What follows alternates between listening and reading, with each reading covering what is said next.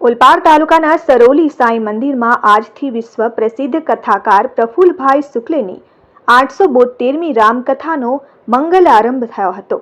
જિજ્ઞેશભાઈ નાથુસિંહ ઠાકોરના મનોરથી પદે ટીસાબેન ઠાકોરના હસ્તે પાર્થિવ શિવલિંગ પૂજા કરવામાં આવી હતી. દેવનારાયણ ગોધામના તારાચંદ બાપુના હસ્તે દીપ પ્રાગટ્ય કરવામાં આવ્યું હતું, જેમાં પીએસઆઈ દિગ્વિજયસિંહ જાડેજા, નગીનભાઈ પટેલ, રાજુભાઈ પટેલ, સાંઈ મંદિર ટ્રસ્ટીગણ હંસાબેન નરેશભાઈ, સાંઈ પૂજન, વિનોદ મહારાજ સહિત ભક્તોએ પોથી પૂજન કર્યું હતું. વિજયભાઈ ગોસ્વામીએ વ્યવસ્થા સંચાલન કર્યું હતું. તો કથાનો સમય દરરોજ બપોરે 2 થી 5 રાખવામાં આવ્યો છે. સાંજે 5 વાગે તાપી નદીમાં પાર્થિવ શિવલિંગનું વિસર્જન કરવામાં આવશે.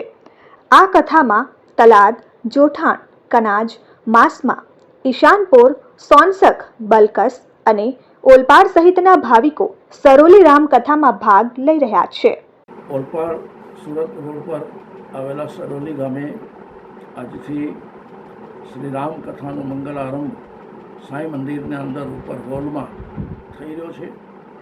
આ રામકથાની એક વિશેષતા છે કે એની સાથે પાર્થિવ શિવલિંગની પૂજા થઈ રહી છે. શ્રાવણ માસની અંદર અમારા જિજ્ઞેશભાઈ ઠાકોરના આજના મનોરથી પદે અને ટીસાબેન ઠાકોરના હસ્તે અભિષેક થશે. 9 દિવસ સુધી આ કાર્ય શરૂ રહેશે. દરરોજ પાર્થિવ શિવલિંગ નિર્માણ કરી એને અભિષેક કરી એના ઉપર રામકથા કરી અને પછી સાંજે એનું વિસર્જન થશે. ઓલપાડ તાલુકાની અંદર આ પ્રથમ પ્રસંગ છે કે શ્રાવણ માસે શિવસ્મરણ અને શિવપ્રિય રામકથા. શ્રાવણમાં શિવનું સ્મરણ કરવું અને શિવને રામકથા શ્રવણ કરાવવી, આવું એક સદભાગ્ય અવસર અહીંયા આવ્યો છે. દરરોજ 2 થી 5 આ કથાનો સમય રહેશે. આપના ટીવી ચેનલના માધ્યમથી લાખો દર્શકોને મારી અપીલ છે કે આ કામમાં પધારો, સહભાગી બનો અને સનાતન હિન્દુ ધર્મની રક્ષા માટે સૌ કટિબદ્ધ બનો. આપણા સનાતન ધર્મની અંદર જે શિવ પૂજા બતાવવામાં આવી છે એ શિવ પૂજાનો અહીંયા દર્શન થઈ રહ્યું છે. જય સિયારામ. સરોલી મુકામે જે રામકથાની શરૂઆત આજે થઈ રહી છે 14/8/2024, એનો મેન ઉદ્દેશ્ય જે બાંગ્લાદેશમાં આપણા હિન્દુ ભાઈ બહેનોના કતલ થયા છે અને જેને તકલીફ ઘરો લૂંટાઈ ગયા છે, તો એના માટે આ બધું ફંડ ભેગું કરી ને એમને સહાય કરવા માટે સાડીઓ, નોટબુકો, પેન્સિલો, કપડાં, યુનિફોર્મ, વાસણો, જે વસ્તુ બને તે આ જય સિયારામ અને દેવનારાયણ પરિવાર આ કાર્યક્રમ કરી રહ્યું છે. બાપુની આ 872મી કથા છે, તો એના પહેલાં જ 871મી અત્યારે એમણે ખેરગામ પાસે કરી હતી. આજે 872મી કથા છે.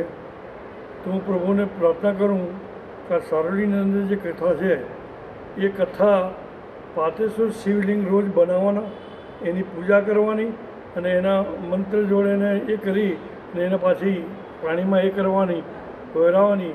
તો માટે ડેલી શિવલિંગ બનશે, પાર્થિવ શિવલિંગ. તો સરોલીના જનતાને મારે એ જ કહેવું છે કે કાલે 15મી ઓગસ્ટના પૂરા સરોલી ગામ અને સુરત જિલ્લાના બધાને ખૂબ ખૂબ 15મી ઓગસ્ટના હાર્દિક શુભકામના, શુભેચ્છા છે. અને આપ સૌ પધારો અને સરોલી ગામની અંદર જે કથા ચાલી રહી છે એમાં સહભાગી થાઓ. આપ આ ગામની અંદર જે પધારેલા અમારા આજ પીએસઆઈ સાહેબ જાડેજા સાહેબ પણ અહીંયા હાજરી આપી હતી. અમારા જીટીવેલના વિજયભાઈ છે, કિશોરભાઈ રાજપુરોહિત છે અને અમારા મનીષભાઈ, પછી આ ગામના અનેક લોકો આજે પધાર્યા હતા. અને બાપુની કથા લગભગ મારા ધારણા મુજબ 65 કથામાં હું પણ સહભાગી છું.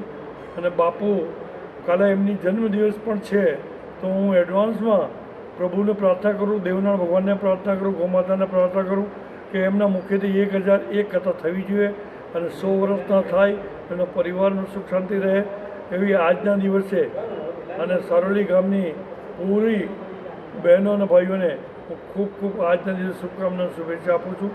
જય સિયારામ, જય ગૌ માતા કી જય. Jignesh Thakor, RN news, Olpad.